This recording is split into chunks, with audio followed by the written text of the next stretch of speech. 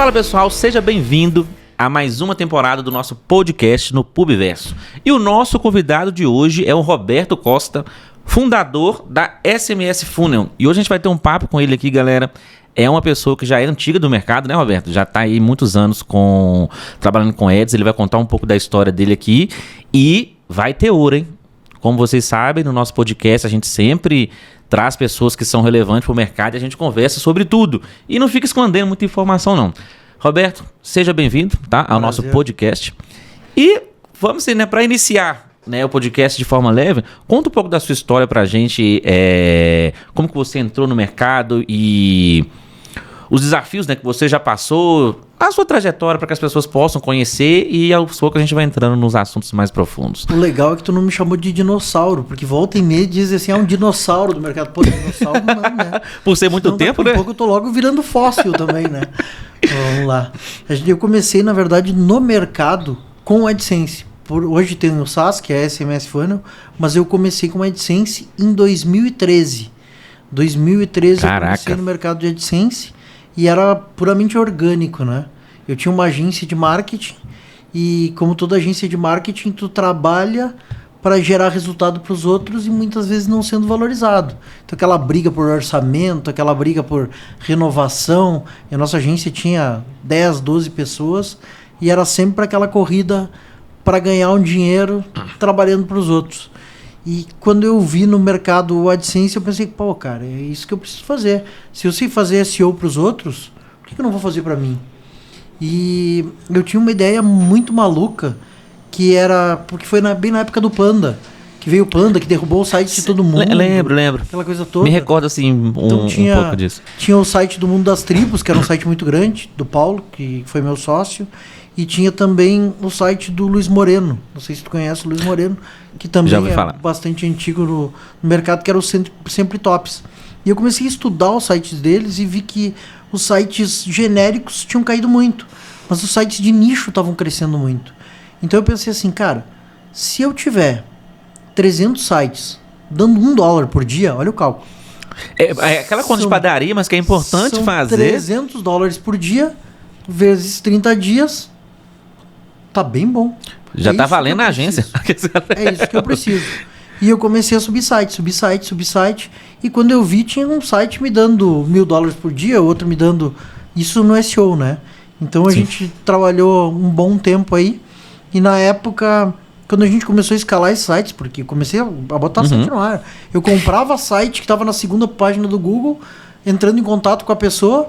Pagava sem dinheiro, direto com o PagSeguro, que era para me pagar no mês que vem, o cara receber. E aí eu já trazia o site para a primeira página, às vezes o site se pagava. Sim. Então foi uma correria e começou aquela coisa de os sites crescer e eu ter que organizar a casa. E aí que eu comecei a conhecer a galera do mercado. Conheci o Marmota, que foi meu sócio depois no Monetize, né? A gente fala sobre isso. Aí fui conhecendo o John, conhecendo toda essa galera aí. Comecei lá com AdSense. 2013. Cara, o pessoal aqui que tá assistindo, 2013 pro atleticano foi um ano bom, né, gente? Porque eles ganharam a Libertadores lá aqui, mas foi um sufoco. Mas só essa vez também, mais nada. E assim, ô Roberto, depois dessa trajetória, né, que você teve no Ads, conseguiu faturar mais, você desfez da agência. E qual que foi o seu próximo passo para ir mudando tipo assim, a estratégia ou mudando a sua ideia de como que você iria se manter no mercado? Porque a gente sabe que o mercado do marketing ele vai ter muitas fases, né? Sim. Então tem umas fases boas ou ruins e a pessoa vai se reinventando, assim como quase todo negócio tem épocas, né? E eras, né? Como é que foi um pouco dessas eras suas aí Isso é muito louco, sua atuação? Porque eu acho que a gente tem que se transformar e às vezes a gente pode se reinventar dentro do próprio canal. Insistir numa teoria, numa técnica, não é bom ao passo de morrer dentro dela. Tu tem que retestar, mas tu tem que te reinventar. Fazer as coisas de forma diferente para te adaptar a esse mercado novo.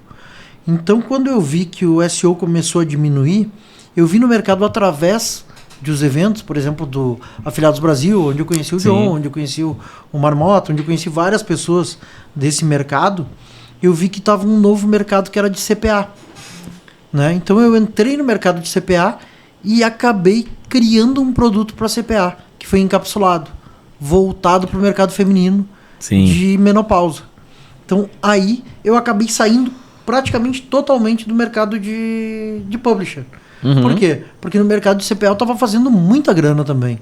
E como é que funcionaria esse mercado de CPA, assim, para quem está nos assistindo, que às vezes precisa entender o SEO, muitas pessoas, né, principalmente quem acompanha o nosso podcast, os nossos canais, sabe que tá o ranqueamento ali do Google, de busca para quem vai aparecer primeiro e tal. E como é que funcionava esse CPA na época? No de CPA, na verdade, quando entrou as... Bom, nisso eu fui sócio do Márcio e botei a Monetize, né? Eu fui sócio fundador da Monetize. Até o nome Monetize fui eu que inventei na época. Numa das nossas reuniões, eu e o Márcio, saiu o nome Monetize. Então, eu estava olhando muito para esse mercado do que era novo, mercado de afiliados, e o mercado de afiliados estava entrando muito com esses produtos nutracêuticos, encapsulados. Então, os encapsulados, tu vende eles através da mesma forma com que tu traz público para dentro dos teus sites, ou seja, Facebook, Google, e aí a gente vendia por lá, e uma empresa fazia distribuição, e o nosso papel quase que todo era gerar mídia para esses produtos. Sim. E também colocar ele para afiliados venderem os nossos produtos. Porque o afiliado vendia e ganhava uma comissão, né? Então uma comissão bem forte. A gente chegava a dar 40%, 50% para os afiliados. E muita gente que fazia AdSense, que fazia AdSense para o mercado de Nutra, de emagrecimento, site de saúde, colocava também o nosso produto, porque era uma forma de ganhar dinheiro. Ganhava dinheiro com o anúncio, mas também ganhava dinheiro quando vendia um produto.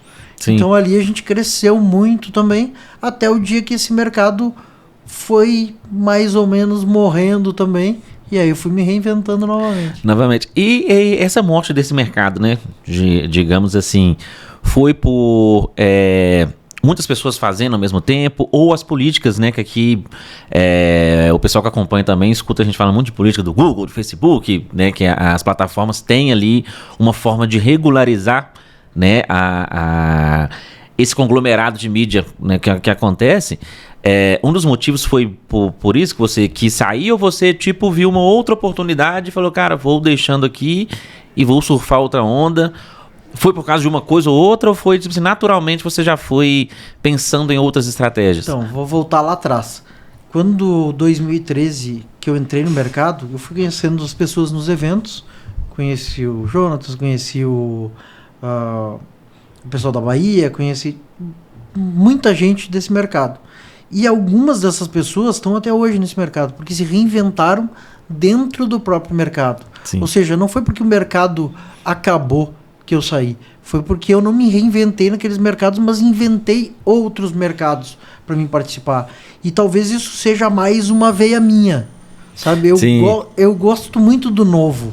Então, tipo, o novo me desafia, aquilo que já era velho, eu deixava de lado, tá? Mas todos os mercados, eles passaram por mudanças.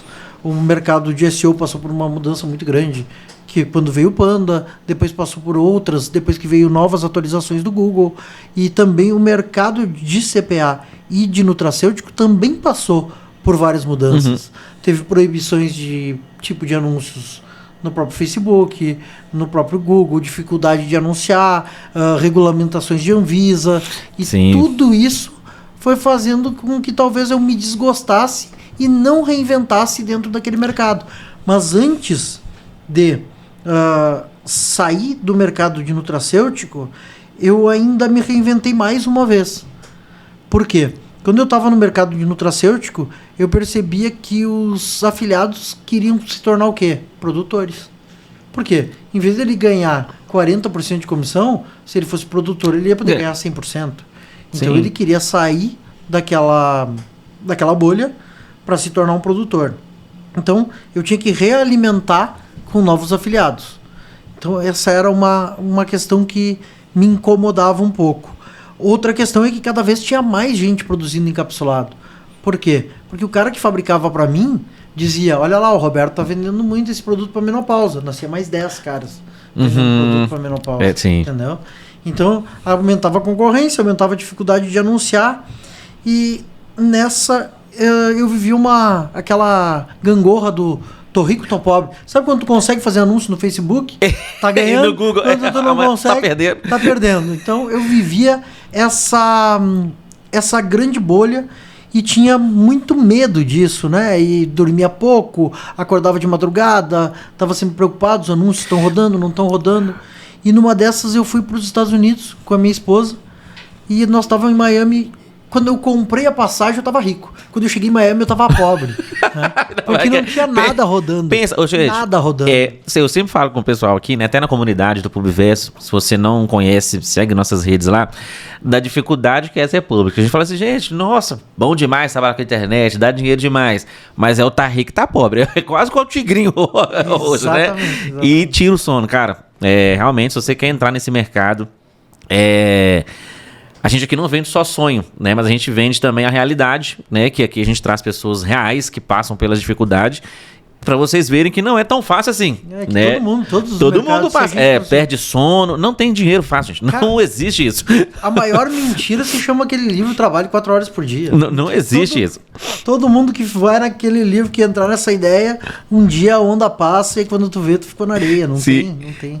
E chegando lá em Miami, viu que tava pobre. Cheguei lá em Miami, a mulher feliz e tal, e queria comprar uma bolsa da Louis Vuitton e que não sei o que, e vamos lá, e aluga conversível. Eu digo assim, bom, tamo aqui. Deixa arder. Vou chorar quando chegar no Brasil, agora não vou chorar, né? Mas em compensação eu não conseguia dormir. Cara, eu deitei na cama no hotel e comecei a olhar ela dormindo, tranquila, e eu pensando nas campanhas, e comecei a olhar as campanhas e pensando o que podia fazer para subir conta, e procurando conta para comprar, aquela coisa toda. E aí eu comecei a olhar na TV aqueles programas hispânicos que vendiam nutracêutico. E o cara falava, e aí aquele programa passava de novo. Falava e passava de novo. E eu comecei a prestar atenção nele. E ele falava assim, compre agora, você usa 30 dias e só paga se você gostar. Sim. E aí aquilo começou a entrar na minha mente, né? E eu pensei assim, cara, eu tenho que fazer isso lá no Brasil. O cara passa o cartão, se o cara não gostar, tá num prazo, ele avisa que não gostou e eu não cobro. Se ele não avisar porque esqueceu, o problema dele. Já tá na compra. Pensei, vou fazer isso no Brasil. Desenhei uma folha lá com tudo que eu imaginava para isso. Cheguei no Brasil e comecei a pensar como é que eu vou fazer isso. E aí volta e eu fui conversar com o dono de uma rede, que é a AppMax hoje, que é uma empresa muito grande na parte de pagamentos e e-commerce. E eu fui falar com o Marcos sobre isso.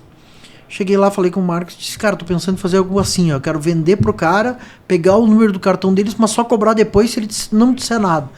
O Marcos me explicou que a política aqui não podia fazer isso no Brasil, não na época não permitia. Tu pegar o cartão do cara cancela. se tu não fosse cobrar nada. Tu tinha que cobrar alguma coisa. Assim. Aí eu digo pra ele assim, cara, então vamos cobrar só... R$5, sei lá. Vamos cobrar só o frete. Vamos dizer que o cara paga o frete e ganha o produto grátis. Aí a gente criou a amostra grátis, que era ganha a amostra grátis, só que paga só o frete. Então o cara tinha que passar lá R$9,90, R$19,90. Uma boa oferta. E aí ele recebia o produto, mas não recebia o produto integral. Ele recebia uma fração do produto. 10 cápsulas, 20 cápsulas, tá? Para ele poder utilizar e testar. Só que nisso, o Marcos ele vendia através de call center. Que ele vendia aquela lanterna X900, que ela ilumina tudo. Ilumina a vida da pessoa e tal. E aí, ilumina caminhos. E o Marcos, ele usava muito a estratégia de call center. Ele vendia alguma coisa, a pessoa, e eles ligavam e conseguiam vender 1, 2 lanternas, 3 panelas, e etc. E aí eu falei pra ele, cara, vamos utilizar isso então. A gente vende a amostra grátis, liga depois e vende 1 pote, 2 potes, 3 potes. E ele, beleza. Só que nós vamos ligar depois que a pessoa comprou, não vamos esperar ela receber. Aí a gente entra com uma oferta matadora e vai embora. Isso deu muito certo. E todo o mercado de encapsulado queria entrar nessa de amostra grátis. Então o que eu fiz? Montei uma empresa que administrava logística de amostra grátis. Cara, bem visionário assim, né, Roberto? Cara, muito bom, muito bom. Pra te ter uma ideia, a gente com a amostra grátis, a gente fazia mais ou menos, processava diariamente em torno de 50 mil amostras grátis. E eu ganhava entre R$2 e R$3 limpo por cada amostra grátis processada. Então, tipo, pra que eu vou vender meu produto se eu posso processar? Já até mudou, né? Os outros. Eu vou processar. Foi o que eu pensei. Se depois você der alguma coisa errada, fala assim, eu só entrego o produto, eu não tô Exatamente. produzindo. Mas como sempre, eu também achei que aquilo ia durar quase a vida toda.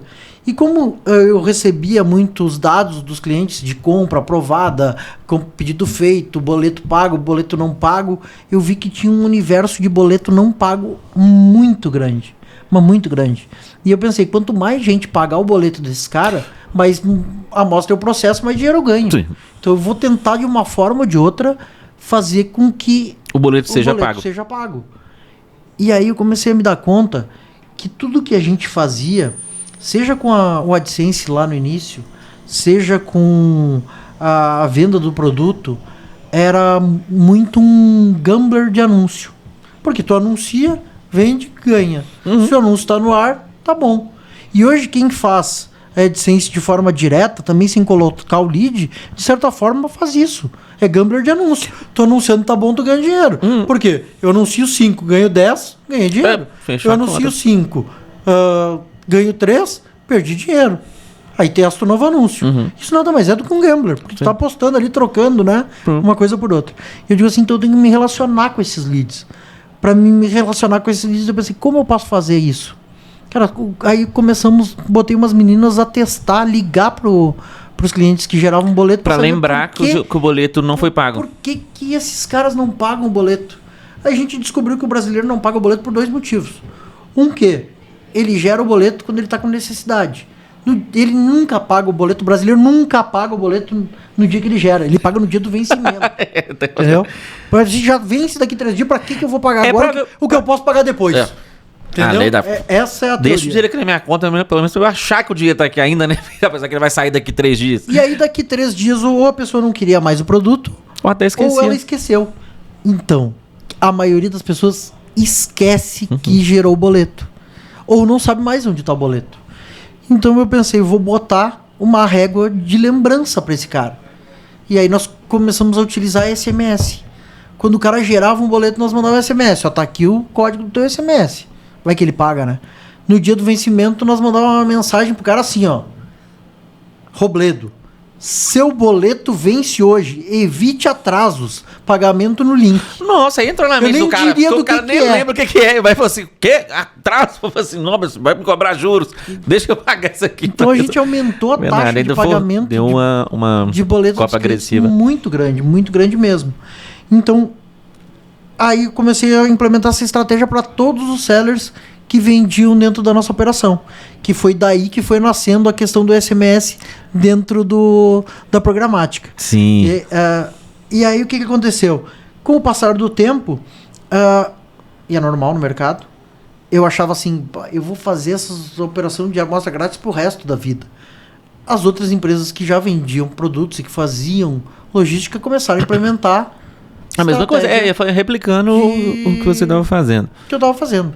E aí muitos sellers chegavam para mim e diziam assim, cara, tu faz logística de amostra grátis, mas tu não entrega o meu pote. Então eu vou levar minha amostra grátis para ele lá que entrega o meu pote.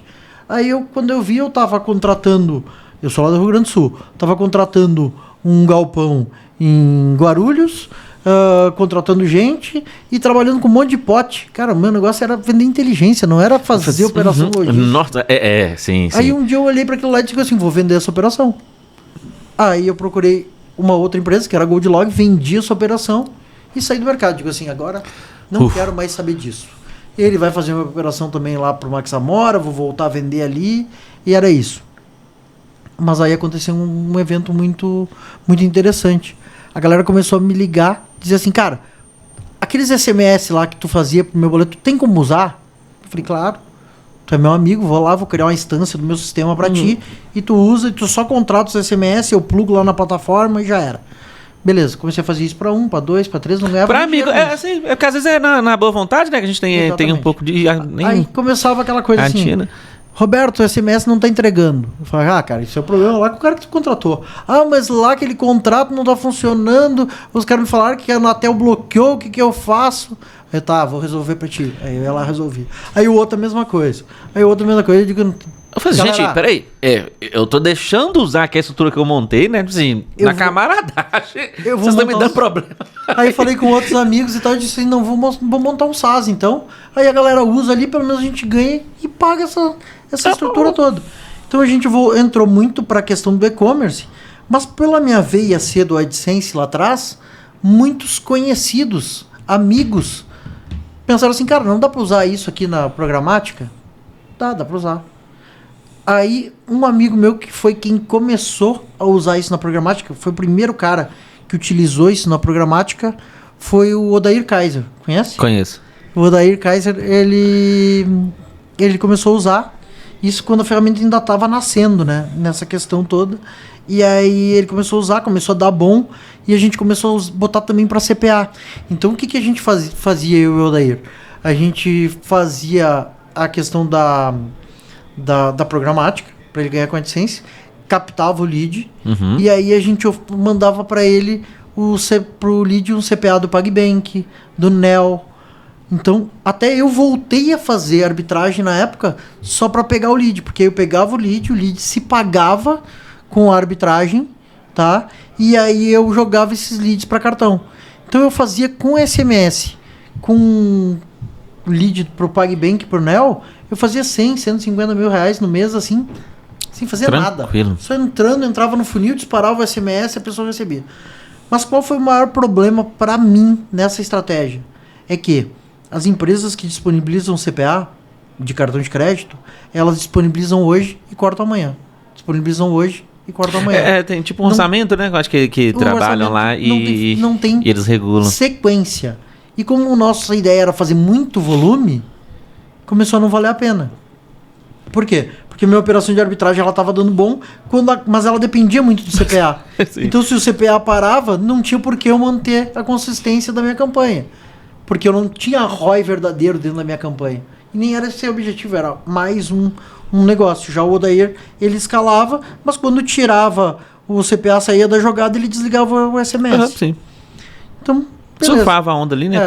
Exatamente. Aí lá no UOL, a Grace, não sei se tu deve conhecer, do UOL, do PagBank, a Grace me dizia assim, Roberto, para a campanha agora, porque estourou a nossa verba de CPA. Eu disse, ai, que tristeza, estamos na metade do mês. Vamos para fazer uns 300 mil esse mês, entendeu? Sim. E aí, nisso, a gente desenvolveu a ferramenta toda voltada para e-commerce e voltada também para operações de cassino e de bet. Porque bet também tem esse problema do cara que gera o Pix e não paga, o cara que é no carrinho. Então eu comecei muito a atender uma galera de bet. A gente atende umas bets bem grandes aí, GoldBet, BR4Bet, várias bets que trabalham com a gente aí. E a gente começou a trabalhar muito com e-commerce e com infoprodutor. Até pela minha origem lá, por ter sido sócio da Monetize, por conhecer muita gente do mercado de afiliados, a gente começou a trabalhar com esse pessoal. Sim. E eu nem tinha parado para pensar, porque o nicho já era muito grande ali, em voltar ele para esse lado da programática. E um dia o próprio Odair testou, disse, opa, tá dando ROI nas duas primeiras mensagens. Aí eu digo, opa, eu posso fazer todo o meu conhecimento que eu tenho de SMS, de funil, eu posso construir alguma coisa dentro dessa ferramenta para esse nicho. E, cara, isso não faz muito tempo, tá? Questão de 1 ano e meio. Para bater até com o e-mail ali, né? Que o e-mail é o mal utilizado hoje. E aí, qual era o maior problema da galera? É que a galera usava o ActiveCampaign ficava caro, e cada vez mais o Gmail entregando menos, cada vez mais entregando menos. Então a gente criou dentro da ferramenta uma solução que tu podia integrar direto com o ActiveCampaign de forma simples, e que tu podia mandar um SMS pro cara que não abriu o e-mail. Pro cara que abriu o e-mail e não clicou no link. Olha o ouro. E aí a gente manda o SMS da seguinte forma, né? A gente vai lá e manda assim, ó. Roberto, seu financiamento está pré-aprovado. Clique aqui. Aí manda o cara pra página. Opa! O cara me chamou pelo nome, me mandou SMS, o cara clica. Pode ser que ele não Sim, porque o e-mail, exatamente. Mas ele clicou no SMS. E o celular, apesar que o e-mail tem notificação, mas a gente pode às vezes acostumar.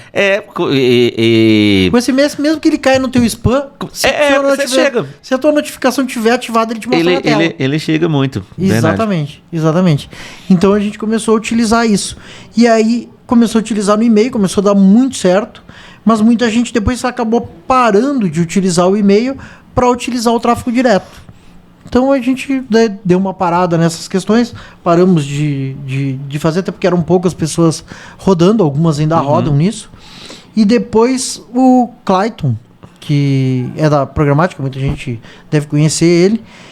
A gente conversou num evento em Camboriú, e cara, eu vou testar essa ferramenta, foi testando, e ele está hoje há praticamente 2 anos rodando com a gente, mensalmente, semanalmente rodando com a gente. E logo depois veio também o William Zimmerman para rodar com a gente. E aí eu falei para ele como é que estava mais ou menos funcionando, como é que o Clayton rodava, como é que o resto da galera rodava, o que eu pensava em rodar. E a gente começou a testar funis progressivos. Por que funis progressivos? Porque se tu começa a disparar e o SMS tem custo por envio, e se tu vai disparar para todo mundo, tu começa a ter um custo alto, começa a não fechar lá na ponta. Que seja para pessoas que abram, né? Exatamente. Disparar para ter certeza que a pessoa que eu vou disparar vai abrir. E aí a gente adequou toda a ferramenta para que o lead possa entrar lá na tua captura, seja no teu quiz, seja onde for. Depois ele entra para dentro de um fluxo na SMS Funnel, ele recebe o primeiro SMS e a gente traqueia se esse cara acessou a página. Se esse cara acessou a página, ele viu o anúncio, ele entra no segundo fluxo. Se ele acessou a página de novo, viu o terceiro, ele vai pro quarto, ele vai pro quinto. Ele só sai no momento que ele não clica mais. Sim. Se ele não voltou, não carregou a página, não viu o anúncio, não volta mais. Vocês limpam a base. Gente, muito, muito interessante isso aí. Então, dentro da sua plataforma hoje, você pode fazer automações. Progressivas pro cara, pro usuário. Bem interessante. Exatamente isso. E aí, com isso, com uma plataforma, o William, o Clayton, todo mundo que trabalha com a plataforma não precisa mais se preocupar com eu vou ter que fazer um contrato com um broker, eu vou fazer um contrato com a operadora. Não, a gente lá dentro é como se a gente tivesse em contingência de operações de SMS. Então, por exemplo, o William às vezes chega para mim no final do mês e diz assim, cara, meu ROI com SMS caiu de 900% para 300%. Aí eu vou lá, mexo nas rotas dele, ajusto com ele, às vezes, alguma coisa de copy, e aí volta a performar como estava performando antes. E o que eu falei de ROI de 900% não foi... Não foi blefe não, né? Blefe, não. Tá, se perguntar para ele aí, ele chega a ROI até acima disso no SMS, tá coletando lead e falando com ele. E isso, além de tudo, é uma vantagem para te conseguir anunciar, conseguir anunciantes que mostrem anúncios cada vez mais premium dentro da tua plataforma, do teu portal. Porque o que acontece hoje?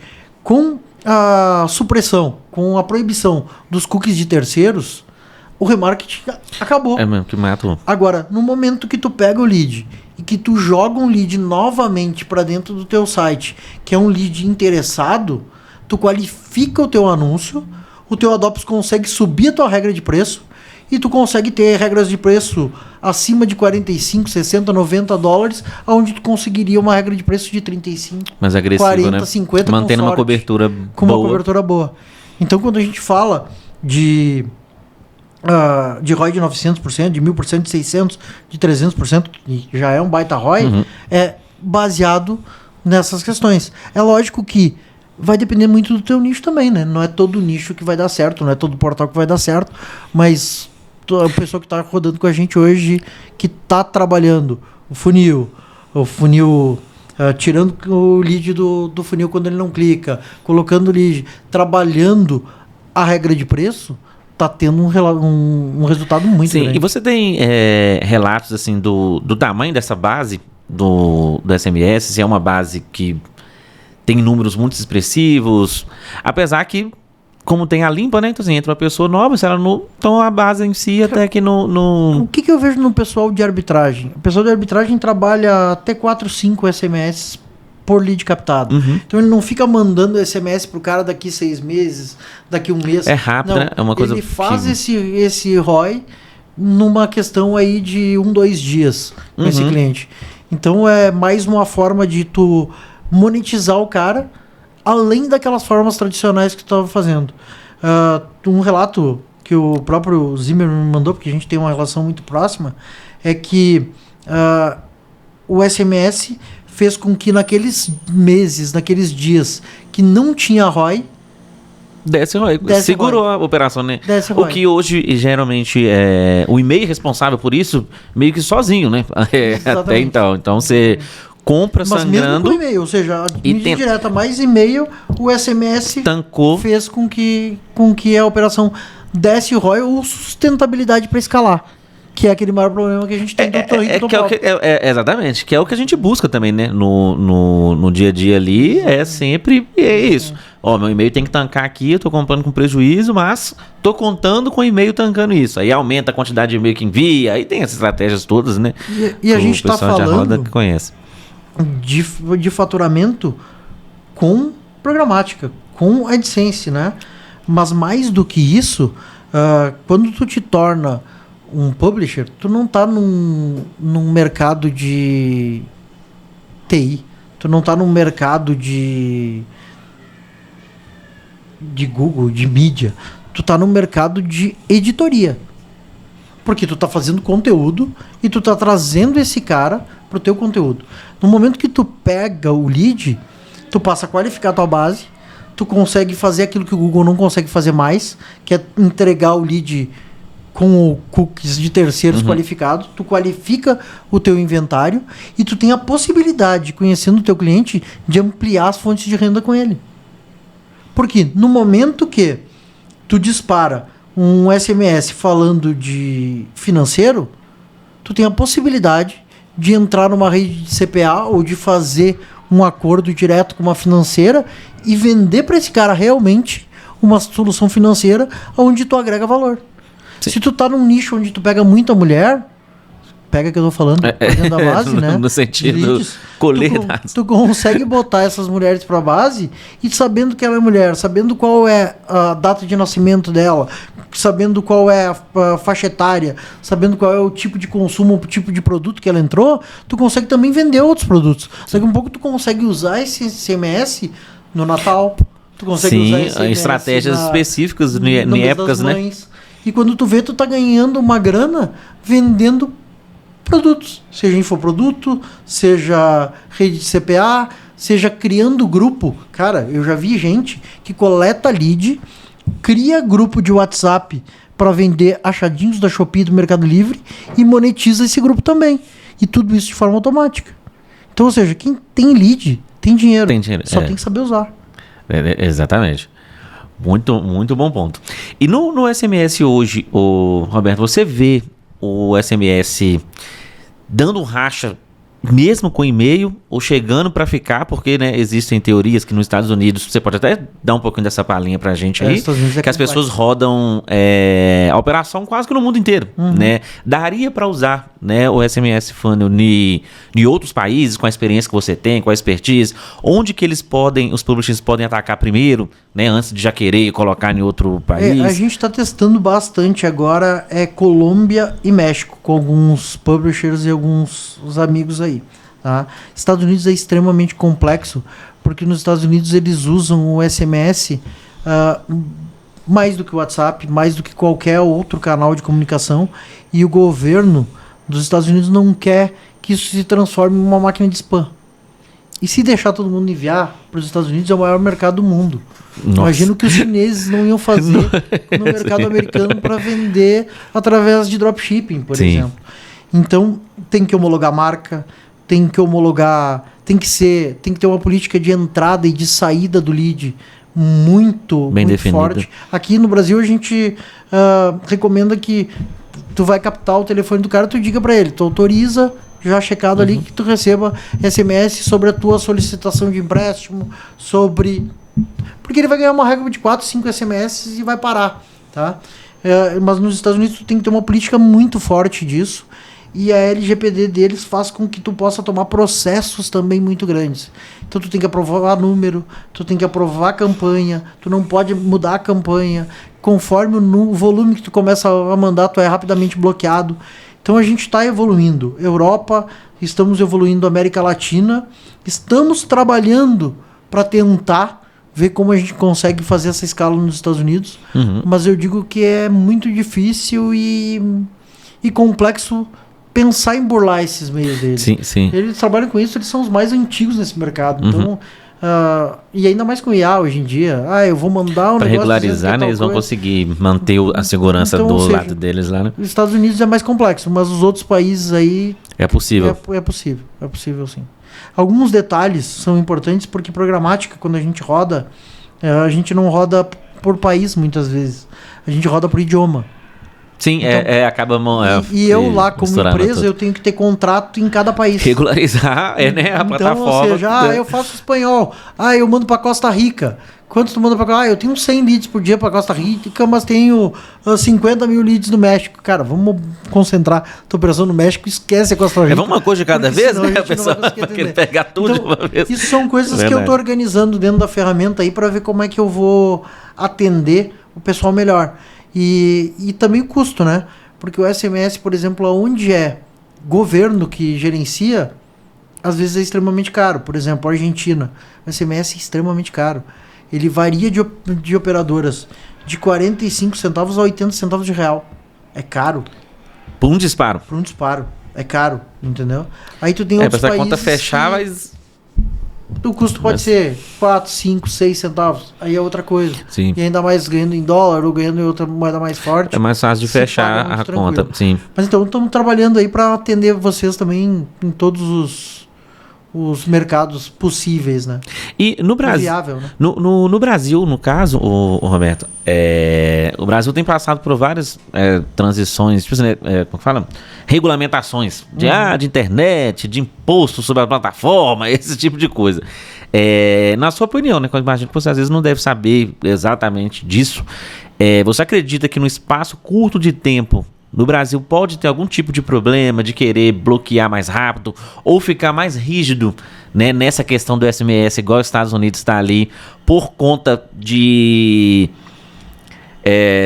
ter um crescimento muito alto de disparos de SMS? Eu acho que nós passamos por essa onda aí sem legislação e eu acredito que vai ser difícil de passar por outra onda.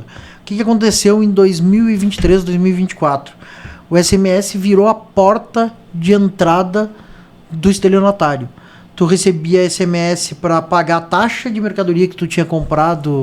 E não tinha comprado. Eles estão fazendo no WhatsApp também. Já estão fazendo. Tu recebia taxa para pagar imposto que tu já tinha pago. Tu recebia taxa de compra que tu tinha feito no cartão para ligar para o 0800 para cancelar a compra. Tudo isso veio um volume muito grande no mercado. O volume estava muito ruim, gerando... Ruim que eu digo porque estava atrapalhando o mercado realmente. E com a entrada da IA, as operadoras conseguiram fazer um compliance muito melhor. Então hoje, se alguém tentar mandar o e-mail dos Correios dizendo que é taxa do Correio, só por saber que aquele e-mail fala em Correio, automaticamente... Passa pela IA, ela filtra e fala e já entrega. Já não entrega. Ou então, tu vai dizer assim, seu empréstimo do Banco do Brasil está aprovado. Ele vai saber que aquele link lá, afinal, não é do Banco do Brasil, então ele já vai... Então, a IA resolveu, graças a Deus, 90% desse caos. Porque eu acredito que se não fosse eles conseguirem achar uma solução técnica via IA, iriam a regulamentação ia vir, com certeza. No WhatsApp a gente recebe muito golpes desse tipo de boleto, de WhatsApp, coisa. Porque essa galera saiu... Do SMS e estão migrando, mas o WhatsApp também daqui a pouco acho que acaba com essa festa aí Exatamente. E a parada fica legal. Então eu acredito que agora, por enquanto, vai dar uma vida longa o SMS ainda. Aí, você que é publisher, quer usar estratégias, tá? De SMS, Roberto tá aí na pista, vai estar palestrando pra gente também lá no PubVerso Summit 2026 e vem fazer parte disso. E assim, ô Roberto, sobre o futuro da programática, você que é um cara que já tá no mercado há muito tempo e transitou, né, vendo oportunidades ali, pra gente falar um pouquinho pra galera aqui sobre o futuro, né, na sua visão de negócio, onde você vê a programática daqui pra frente, assim, na sua expectativa de ótica com os clientes que você trabalha, né, de tudo. Eu tô falando da minha visão pra gente que trabalha com programática no dia a dia. Eu acompanho daquilo que eu vivi, né, desde o SEO até um pouco de programática que a gente fez, mas eu vejo muito que as regularizações de mídias podem atrapalhar um pouco, principalmente alguns nichos, né? Não todos, Sim. mas alguns nichos. Eu me lembro que quando a gente estava rodando ali a questão de CPA para o PagBank, teve toda uma regularização que tu tinha que ser correspondente bancário para poder anunciar no Google, para poder... Nossa. Então, eu acho que esse é um problema que ele pode ir e voltar com força, dependendo de quanto os publishers exagerarem nessa forma. Porque às vezes a gente ganha no mercado, mas a gente também estraga com o mercado. A gente vê, nossa, tô ganhando uma grana muito boa aqui, então vou sentar o pé aqui. Só que aí senta de qualquer jeito, bota... Sem estruturar... Bota gestores de tráfego que estão fazendo campanhas de qualquer jeito só para trazer tráfego, e aí no final das contas isso estoura do outro lado. Um exemplo que eu digo que quase, e eu vou dizer assim, ó, foi responsável por muita gente perder conta no Google, muita gente perder conta no Facebook. As pessoas não param para pensar na cadeia, mas com certeza isso impactou. Foi na época que o pessoal fazia muita arbitragem de emprego. Porque no momento que o cara botava lá que tinha um baita do emprego naquele mega atacado, o que acontecia? A pessoa entrava lá, olhava e ia parar na porta do mega atacado. Imagina a dor de cabeça pro gerente do atacado que mostravam lá a campanha e o cara dizia, mas não tenho vaga aqui.